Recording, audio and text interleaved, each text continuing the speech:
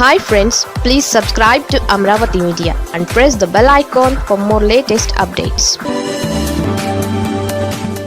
చంద్రబాబు పవన్ వెళ్లడం లేదా వాళ్ళు రానివ్వడం లేదా? జూబ్లీహిల్స్ ఎమ్మెల్యే ఉప ఎన్నికను భారతీయ జనతా పార్టీ సీరియస్గా తీసుకుందా లేదా అనే మీమాంస ప్రజల్లో నడుస్తోంది.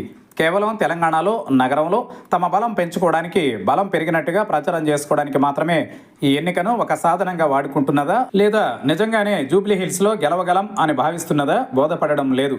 అదే సమయంలో ఈ ఉప ఎన్నిక ప్రచారం కోసం ఏపీ ముఖ్యమంత్రి చంద్రబాబు నాయుడు, డిప్యూటీ ముఖ్యమంత్రి పవన్ కళ్యాణ్ వచ్చి ప్రచారం చేస్తారని పలువురు అనుకున్నప్పటికీ అలా జరిగే వాతావరణం కనిపించడం లేదు. ఒక్క సీటు ఉప ఎన్నిక కోసం రావడం ఎందుకని వాళ్ళిద్దరూ రావడం లేదా, లేదా బీజేపీ తెలంగాణ నాయకులే వారిని రానివ్వడం లేదా అనే సంశయాలు కూడా కలుగుతున్నాయి. ప్రత్యేకించి జూబ్లీహిల్స్ ఉప ఎన్నికలో ఏపీలో ప్రభావం చూపగల నాయకుల ప్రచారానికి కూడా కాస్త విలువ ఉంటుంది. ఈ ప్రాంతంలో ఏపీ ప్రాంతానికి చెందిన సెటిలర్లు గణనీయంగానే ఉంటారనేది ఒక అంచనా. ఆ విషయాన్ని బీజేపీ కూడా ఒప్పుకున్నట్టే వాతావరణం ఉంది. ఎందుకంటే వారు భారతీయ జనతా పార్టీకి చెందిన ఏపీ ప్రాంతపు నాయకుడు, కేంద్ర మంత్రి శ్రీనివాస్ వర్మను తీసుకువచ్చి ఆయనతో ప్రచారం చేయించారు. ఎన్డీఏ భాగస్వామ్య పక్షాలు అయినప్పటికీ తెలుగుదేశం, జనసేన నాయకులు చంద్రబాబు, పవన్లను ప్రచారానికి ఆహ్వానించినట్టు లేదు. వారు కూడా ప్రచారానికి వస్తే ఖచ్చితంగా కొన్ని ఓట్లు పడతాయని అనుకోవచ్చు.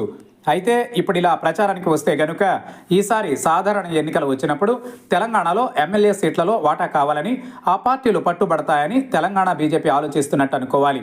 వారికి సీట్లలో వాటాలు ఇవ్వడం ఇష్టం లేక ఇప్పుడు ప్రచారానికి కూడా పిలవడం లేదేమో అనుకోవాలి.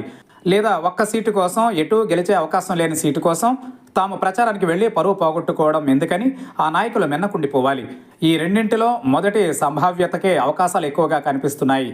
తెలుగుదేశం, జనసేన ఇద్దరికీ కూడా తెలంగాణలో నామమాత్రపు అస్తిత్వం ఉంది. ఇంకా బలపడాలనే కోరిక కూడా ఉంది. ఎక్కడెక్కడో పొరుగు రాష్ట్రాల్లో ఎన్నికలు జరిగినా కూడా బీజేపీకి అనుకూలంగా వారు ప్రచారానికి వెళుతున్నారు.